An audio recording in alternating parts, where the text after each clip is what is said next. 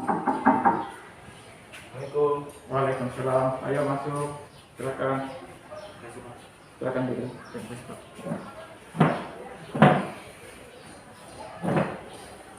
Oh, kalau tidak salah anak Yasmin ya. Ya Pak. Oh, habis belajar apa nih anak Yasmin ke sini? Habis belajar dari matematika Pak. Bagaimana pelajaran matematikanya? Ya, namanya juga matematika pasti ada susahnya Pak.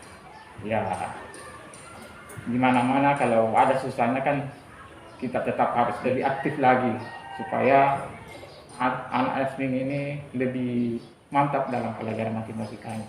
Ya Pak.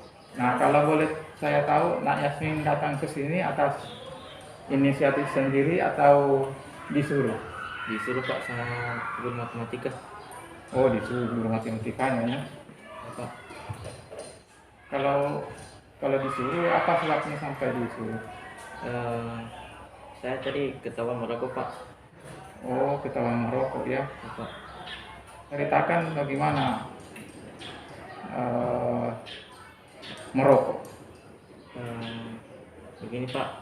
Tapi sebelumnya saya mau minta tolong sama Bapak untuk dirahasiakan kepada siapapun karena saya malu Pak datang ke ruangan ini Pak. Oh iya, betul sekali. Baik, Bapak jelaskan dulu ya, apa itu layanan konseling individu, karena ini namanya layanan konseling individu, yaitu layanan yang diberikan kepada peserta didik untuk membantu anakku seperti Yasmin ini yang mempunyai masalah. Ya Pak. Nah, kemudian dalam proses layanan itu ada namanya asas ya, atau kode etik yang kita pegang selaku guru, yaitu asas kerahasiaan. Jadi di sini tidak perlu malu untuk mengungkapkan masalah karena dijamin kerahasiaannya. Kemudian ada namanya asas keterbukaan. Artinya anakku Yasmin ini harus terbuka dalam mengungkapkan masalahnya. Kemudian rela, ada kerelaan, jadi harus ikhlas. Jadi dalam proses ini itu yang harus kita junjung. Ya Pak. Saya kira sudah paham ya. Ya Pak. Jadi kita akan berkonsultasi atau berbicara di sini selama 30 menit. Ya Pak. Saya kira Yasmin mau setuju dengan itu. Setuju Pak. Baiklah. Nah, tadi Yasmin mengatakan karena merokok. Nah, saya mau tanya, sejak kapan anakku Yasmin ini merokok? Baru kali ini Pak, saya coba-coba saja begitu. Oh, jadi anak Yasmin ini merokok sekedar coba-coba saja dulu ya. Ya Pak. Ya memang biasanya itu orang merokok itu mulanya coba-coba, tapi lama-kelamaan akhirnya ketagihan. Ya Pak. Nah dia anakku Yasmin ini kalau dalam pergaulannya dengan siapa-siapa saja atau temannya siapa saja? Lumayan banyak Pak, karena saya orang yang suka bergaul gitu. Oh, saya salut sekali sama anak Yasmin karena anak Yasmin ini banyak temannya ya, bisa bergaul dengan banyak orang.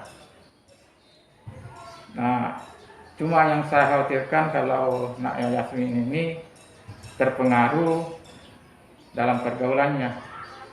Nah, kira-kira anak Yasmin ini dari sekian temannya ini yang mana lebih banyak, yang merokok atau yang tidak merokok? Dari seluruh teman saya yang saya temani itu lebih banyak yang tidak merokok Pak. Begitu Pak. Oh, jadi temannya anak Yasmin ini lebih banyak yang tidak merokok. Ya Pak.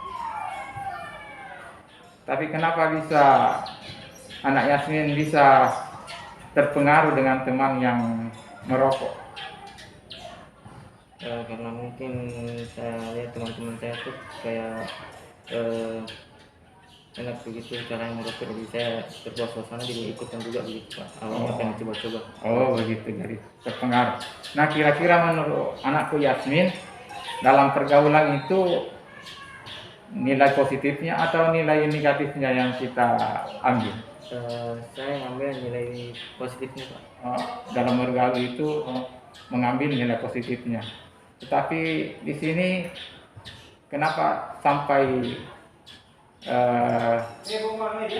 terpengaruh dengan ikut merokok? Apakah anak Yasmin sudah tahu bahayanya itu merokok?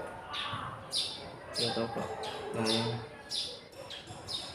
Cuman mungkin ya di coba-coba saya begitu, jadi secara tidak sadar lupa tentang apa itu Pak, Bahayanya merokok. bahayanya gitu. Jadi istilahnya anak Yasmin ini belum terlalu tahu atau paham tentang bahaya merokok ya. Ya Pak. Nah kalau belum tahu, Bapak coba memberikan pemahaman tentang bahaya merokok ya. Ya Pak. Untuk Yasmin yang begitu masih dalam perkembangan atau masa remaja, nah di sini ada dampaknya. Yang pertama itu dampaknya paru-paru berhenti berkembang. Nah itu ya bahayanya untuk merokok. Nah kira-kira setelah anakku Yasmin ini mendengar penjelasan Bapak, kira-kira Yasmin bisa menyimpulkan bahaya rokok. Saya kasih kertas untuk menulis. Nah, Yasmin lebih paham. Ini bisa dilihat kemudian disimpulkan ya.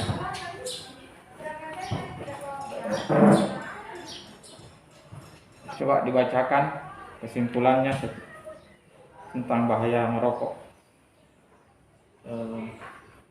Merokok bisa mendatangkan rasa sakit kepada tubuh secara perlahan, mulai dari paru-paru berhenti berkembang, kanker, gejala penyakit jantung dan lain sebagainya. Bagus sekali Bapak ya. Bapak bangga karena kamu sudah paham. Nah setelah anak Yasmin mengetahui bahaya merokok, apakah anak Yasmin masih mau merokok? Iya Pak, insya Allah saya akan berusaha untuk menghindarinya.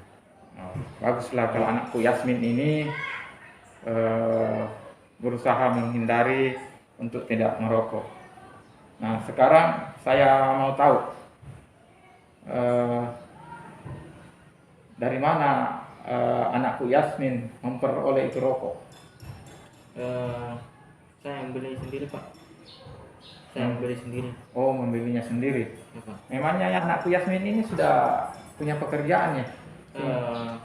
Begini Pak, itu uang yang jajan kemarin itu saya beli untuk rokok, sisa uang jajan kemarin yang dikasih sama orang tua Pak. Oh begitu ya. Ya, Pak. Kalau boleh saya tahu pekerjaan orang tuanya anakku Yasmin ini apa? Dulunya punya pekerjaan tetap tapi kena PHK, sekarang jadi tukang buruh begitu Pak. Oh guru ya. Ya, Pak. Nah, mendengar ceritamu itu saya prihatin juga masalah kondisi ekonomi yang begitu sulit, tetapi kamu beli rokok yang tidak ada manfaat. Kira-kira kalau Nak Yasmin membawa rokok lagi ke sekolah, tahu apa akibatnya? Tahu Pak, kena sanksi begitu. Kena sanksi ya. Kalau anakku Yasmin itu sudah sadar bahwa kalau orang merokok di sekolah kena sanksi, kira-kira menurutku anakku Yasmin ini apa solusi yang anak Yasmin lakukan supaya tidak kena sanksi? Mungkin membiasakan diri untuk melakukan hal yang positif begitu Pak, dan secara perlahan tidak merokok lagi begitu. Tidak merokok lagi ya. Secara perlahan Pak. Jadi anak Yasmin ini akan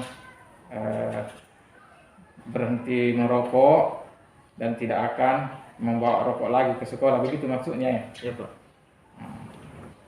Baiklah, saya kira ya Yasmin sudah mampu mengambil keputusannya dalam hal ini. Namun untuk mempertegas keputusan yang anak Yasmin ambil, saya selaku guru BK ingin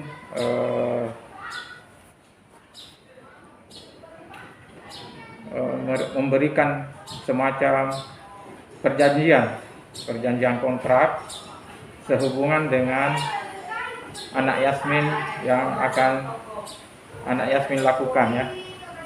Jadi ini adalah perjanjian kontrak. Jadi, saya harap anak Yasmin membaca kontrak ini. Kemudian setelah itu kalau setuju ya anak Yasmin bertanda tangan. Saya kira setuju ya. Saya berikan dulu untuk Yasmin.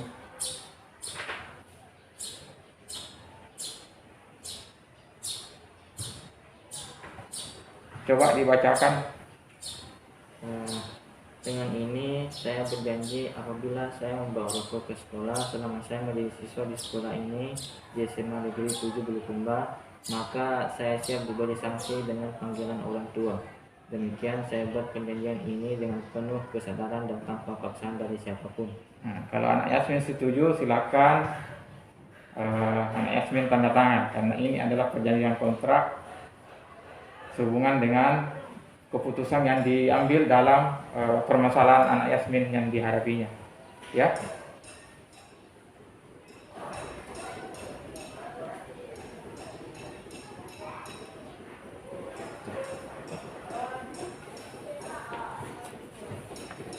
Ya, saya kira anak Yasmin ini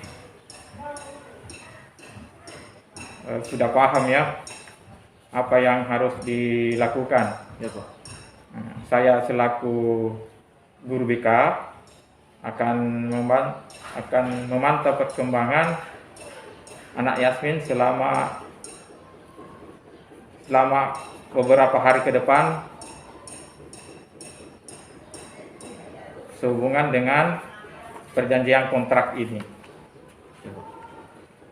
Jadi anak Yasmin harus aktif atau harus melakukan apa yang ada di dalam kontrak ini. Siapa? Oke. Nah, karena anak Yasmin sudah paham, saya juga ingin anak Yasmin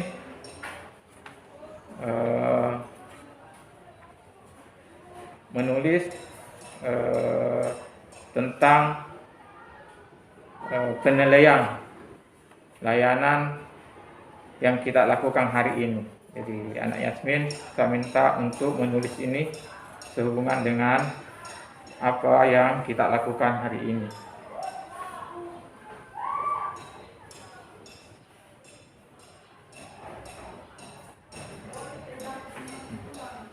Sudah ya?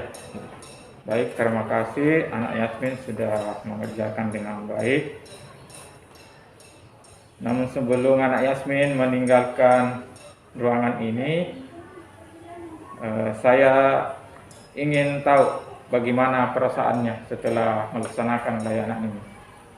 Alhamdulillah saya merasa senang, lega begitu Pak. Lega.